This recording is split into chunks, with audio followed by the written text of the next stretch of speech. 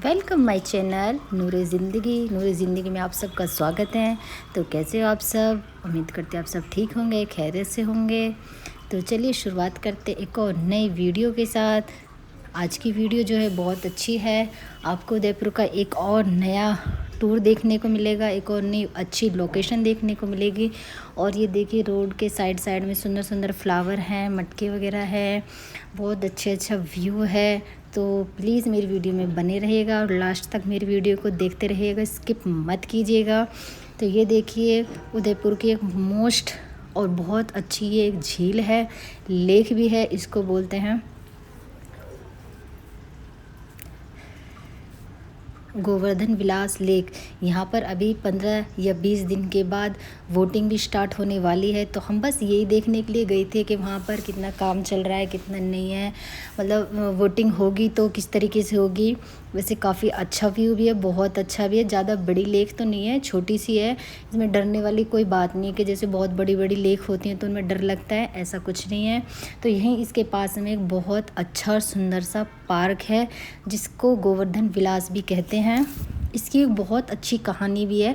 सामने आपको ये मूर्ति दिख रही है ना, और इसके साथ में 2 बच्चे हैं। तो बस ये पूरा गार्डन इनके ऊपर ही डिपेंड है। बहुत अच्छी स्टोरी है। इन्होंने एक राजा के बेटे को बचाने के लिए अपने बेटे को बिल्कुल मार दिया ताकि राजा का बेटा सुरक्षित रह सके और मेरा बेटा मतलब ना रहे तो उससे कोई दिक्कत नहीं है, बट राजा का जो वंश है वो आगे तक कंटिन्यू रहे। और ये बच्चों के लिए, बड़ों के लिए, बूढ़ों के लिए, सबके लिए बहुत अच्छी पार्क है। बहुत अच्छा व्यू आता है। ये ऊपर से व्यू है, फिर नीचे है, और इसके जस्ट पीछे आपको ब्लू ब्लू दिख रहा है, ये वो सुंदर लेक ही है। तो यहाँ से और ये पहाड़ वगैरह हैं यहाँ पर ना, मतलब आपको ये सन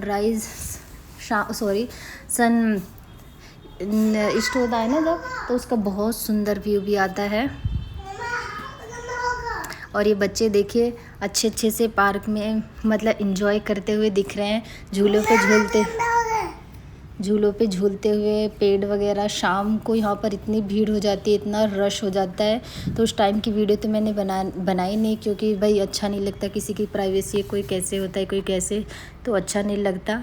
तो हम पहुँच गए थे जल्दी, क्योंकि हमें पता था यहाँ पर बहुत भीड़ और रश हो जाएगा, फिर बच्चों का भी नंबर नहीं आता, मतलब बच्चे वेटिंग में रहते हैं तब जाके। और ये देखिए इनके पापा हैं, दोनों बेटे को एक साथ बिठा के और तब अप एंड डाउन करवा रहे थे। बहुत अच्छा और बहुत मज़ा भी आया था। और उस दिन मदर्स डे भी था, तो हम दिन में घूमने के लिए निकल गए थे। ऐसा नहीं था कि गर्मी थी या धूप थी, नहीं, थोड़ा शाम का टाइम था, 5 बजे का, 5 साढ़े 5 बजे का। और यहाँ पर 8-9 बजे तक आराम से रुकते हैं, लेकिन हम जो है वो पहले ही आ गए थे, क्योंकि हम ज़्यादा लेट तक ना घर से बाहर नहीं रहते। शाम को मगरिब होने तक हम लौट के आ जाते हैं। कहीं भी घूमने जाते हैं तो हम डे में ही घूमने जाते हैं, ज़्यादा लेट तक हम कहीं रुकते नहीं हैं। तो ये देखिए रश होने स्टार्ट हो गया था। जैसे ही रश बढ़ा फिर हम वहाँ से फ़ौरन आ गए थे। देखिए मगरिब का वक्त अभी हुआ नहीं था और हम पहले घर के लिए पहुँच गए थे। और ये है बिल्कुल हमारे जस्ट घर के पास में, ये इस साइड में आपको ये रिलायंस मार्ट मिलेगा और इधर आपको विशाल मेगा मार्ट मिलेगा। फिर हो गया था नेक्स्ट डे, वही डेली का रूटीन होता है, बेटी को ड्रॉप करके आना स्कूल में और पानी लेके आना आरओ प्लांट का।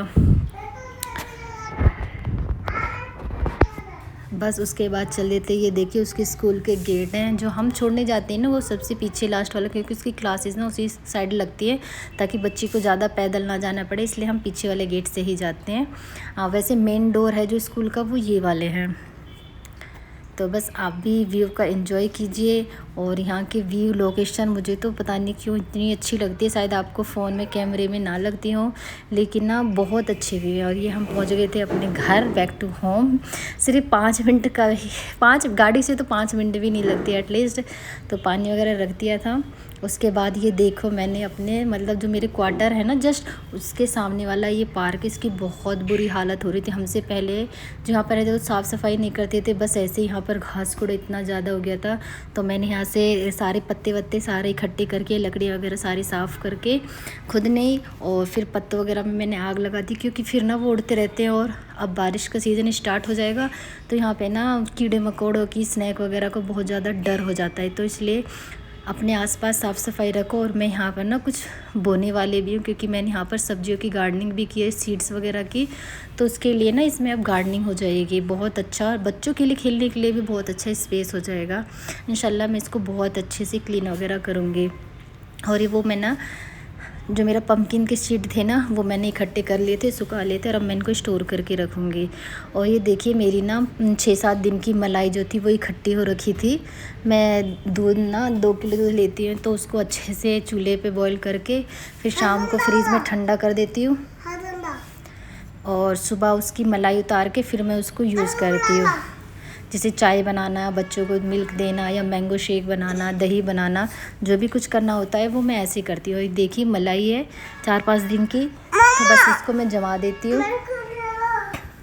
हाँ, इसकी जमा के और इसको फिर मैं ना ऐसे मिक्सी से ग्राइंड कर देती हूँ। और इसका घी मक्खन बहुत अच्छा निकल के आता है, बहुत अच्छा एकदम। घर पे मैं घी वगैरह बना लेती हूँ। और साथ के साथ ही मैंने देखो कपड़े वगैरह धोए थे, तो वो मैंने फ़ोल्ड वगैरह करके रख दिए सबके।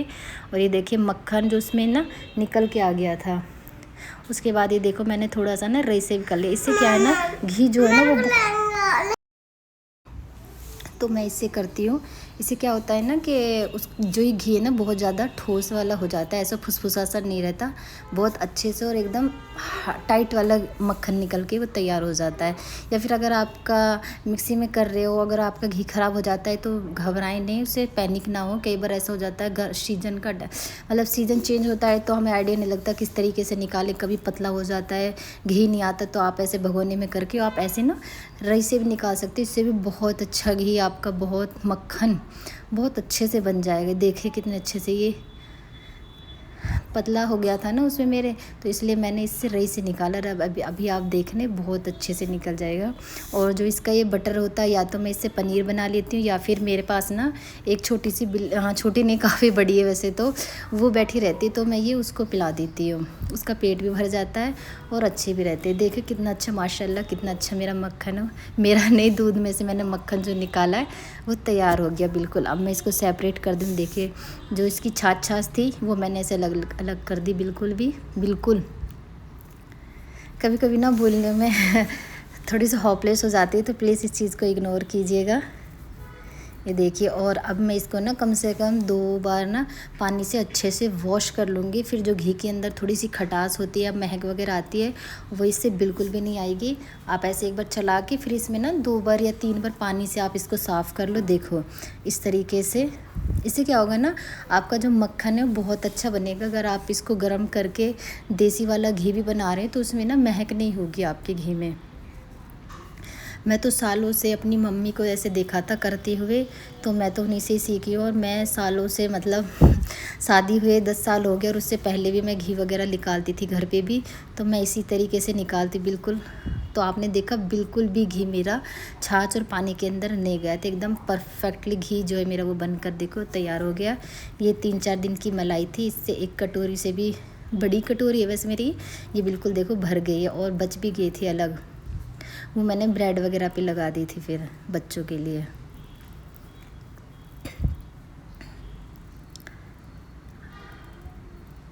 और आप सब शेयर करना मुझसे, आप सब बताना क्या मेरा घी का जो निकालने का प्रोसेस है वो ठीक है, या आप सब कैसे निकालते हो, आपका तरीका क्या है। और फिर हो गई थी देखो, फिर हस्बैंड ले आए थे बाहर से बिरयानी। हमारे यहाँ पर ना बिरयानी बहुत अच्छी, मतलब सस्ती भी और बहुत अच्छी भी मिलती है।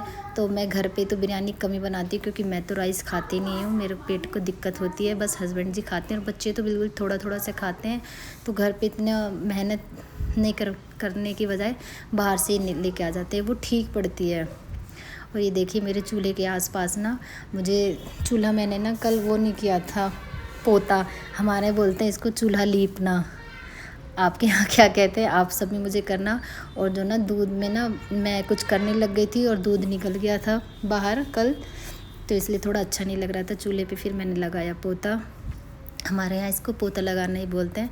अब बताना आपके यहाँ कहीं इसको लीपना भी बोलते हैं, कहीं पोतना भी बोलते हैं। तो हम तो चूल्हा पोतना बोलते हैं, मेवाती में चूल्हा पोत दिया क्या ऐसे करके बोलते हैं। मेरे से तो ना मेवाती कम ही बोली जाती है, अगर बोल भी लेती हूँ, जैसे ससुराल वगैरह में जाती हूँ या फिर कहीं वैसे होती हूँ, तो मैं जहाँ जाती हूँ वहाँ उसी तरीके से लैंग्वेज बोल भी लेती हूँ और समझ भी जाती हूँ।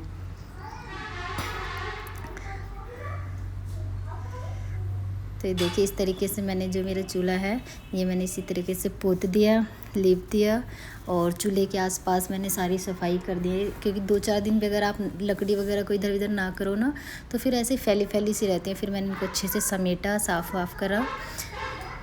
और ये हमारे पेड़ वगैरह आए ना, तो यहाँ से रोज़ हवा वगैरह चलती है, आंधी वगैरह आती है ना, तो रोज़ इतने पत्ते अंदर ही मतलब अंदर मेरे जो बालकनी है ना इसी में इतने सारे इकट्ठे हो जाते हैं, बहुत सारे। तो मैं इनको बाहर नहीं फेंकती, क्योंकि सूखे हुए पत्ते ही झड़ते हैं नीचे, तो मैं उन्हें चूल्हे में ही जला लेती हूँ आग में। ऐसा नहीं है मैं इनको बाहर फेंक देती हूँ, चूल्हे में मेरे काम आ जाते हैं पत्ते भी।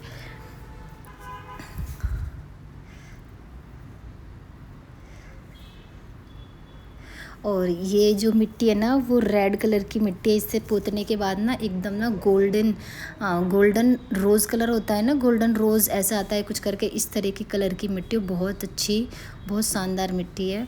तो आप सबको मैं ना एक चीज़ दिखाती हूँ कि मैंने अपनी लकड़ियों का, अपने चूल्हे पे जो मेरा ईंधन है वो मैंने कहाँ स्टोर करके रखा और मैं कहाँ से लकड़ी लेके आती हूँ, क्योंकि सरकारी आवास है यहाँ पे, हम बाहर से तो कुछ ला नहीं सकते। तो मैं ये सब चीज़ मुझे अंदर ही अवेलेबल हो जाती है, मुझे किसी चीज़ की झंझट ही नहीं आती। देखो मैंने कितनी सारी लकड़ियाँ इकट्ठी कर रखी है, और यही नहीं मैंने ऐसे स्टोरेज 2 और भी बना रखे हैं और जगह भी, वो मैं आपको कभी फिर दिखाऊंगी। मैंने लकड़ियाँ तो माशाल्लाह बहुत इकट्ठी हो रखी है, ज़रूरत ही नहीं पड़ती क्योंकि ऑलरेडी इतने पेड़ हैं, बहुत सारी हो ही जाती हैं अपना आप ही। और ये वही हमारे सरकारी आवास है। आप सब बताना क्या आप सबको सारा सरकारी आवास का फुल व्लॉग देखना है डिटेल में, हम लोग कैसे रहते हैं, क्या हम इसका चार्ज पे करते हैं, कैसे कैसे नहीं मिलता, ये सब चीज़ें तो आप मुझे बताना। फिर ये गैराज है, गाड़ी वगैरह खड़ी करने के लिए हमें गैराज अलग मिलती है, स्टोरेज अलग मिलते हैं और रहने के लिए अलग मिलता है। तो मैंने अपने सरकारी आवास को ही अपना गांव की तरह ही बना रखा है, जैसे मैं वहीं लकड़ियाँ भी, चूल्हे भी, सब कुछ। और ये देखिए मैंने जो सीड्स मंगाए थे ना, माशाल्लाह वो बहुत अच्छे ग्रो भी कर रहे हैं, सारे सीड्स ग्रो कर रहे हैं।